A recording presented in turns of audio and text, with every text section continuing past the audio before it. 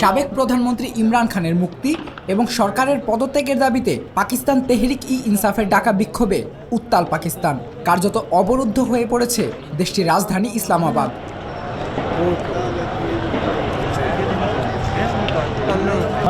বিক্ষোভ ঠেকাতে গ্রেপ্তার করা হয়েছে পিটিআইয়ের 5 পার্লামেন্ট সদস্য সহ প্রায় 4000 জনকে।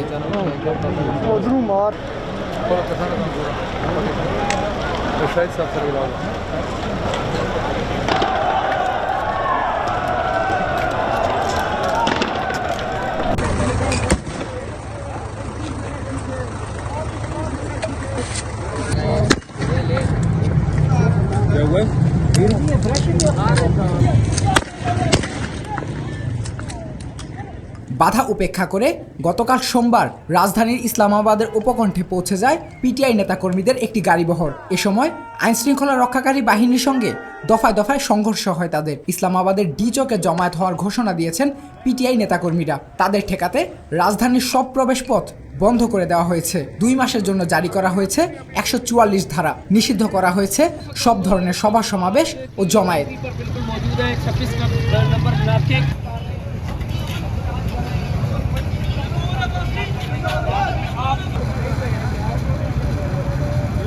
পুলিশ ইতোমধ্যে ইমরান খানের 4000 সমর্থককে গ্রেপ্তার করেছে। তাদের মধ্যে পার্লামেন্টের 5 সদস্যও রয়েছেন। স্বরাষ্ট্রমন্ত্রী মহসিন নাকভি বলেন, ইসলামাবাদের রেড জোনে প্রবেশ করলে ইমরান খানের সমর্থকদের গ্রেপ্তার করা হবে। সরকারি ভবনের সুরক্ষায় ওই এলাকায় চলাচল নিষিদ্ধ করা হয়েছে। রাজধানীর উপকণ্ঠে পৌঁছাতে শুরু করে ইমরান খানের সমর্থকদের গাড়িবহর।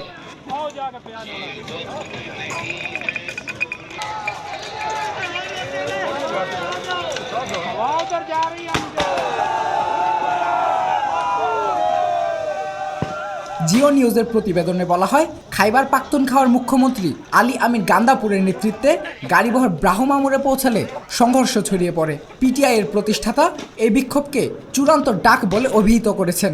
একই সঙ্গে বিক্ষোভ স্থগিত করার গুজবে কান না দেওয়ার আহ্বান জানিয়েছেন পিটিআই চেয়ারম্যান।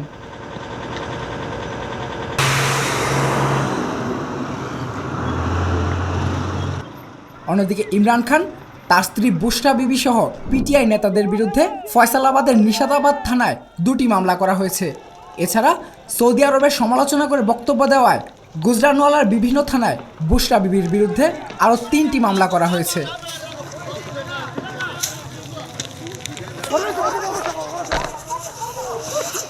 এদিকে শিয়া সুন্নি ইস্যুতে ভয়াবহ রক্তপাতের পর আবারও খাইবার পাখতুনখাওয়া প্রদেশে নিরাপত্তা লকডাউন জারি আছে। কারণ সরকার ইসলামাবাদের প্রধান সড়কে প্রতিবন্ধকতা তৈরি করতে শিপিং কন্টেইনার ব্যবহার করেছে পিটিআই সমর্থকেরা। আজ খাইবার পাখতুনখাওয়া के आवाम ने ये साबित कर दिया कि वो खान के सही चाहने वाले हैं। वो खान को वापस वज़ीर आज़म बनाना चाहते हैं। हमारा जो अगला वो है वो हम इस्लामाबाद की तरह इंशाल्लाह हम शाम को इस्लामाबाद पहुंच जाएंगे। उस वक्त तक हम इस्लामाबाद में बैठेंगे जब तक ये लोग हमारे खान को रिहा नहीं करेंगे। পাকিস্তানে পিটিআই সমর্থকদের সঙ্গে আইনশৃঙ্খলা রক্ষাকারী বাহিনীর সংঘর্ষে উত্তপ্ত পরিস্থিতির প্রেক্ষাপটে উভয় পক্ষকে সংযম দেখানোর আহ্বান জানিয়েছে যুক্তরাষ্ট্র। পাকিস্তান সরকারের প্রতি মানবাধিকার রক্ষার পাশাপাশি সংবিধান মেনে চলারও তাগিদ দিয়েছে ওয়াশিংটন।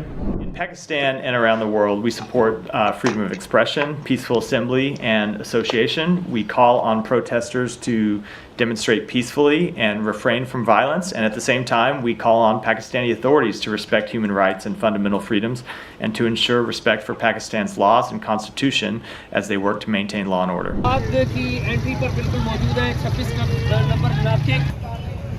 নীলয় দাস, 1 টাকার খবর।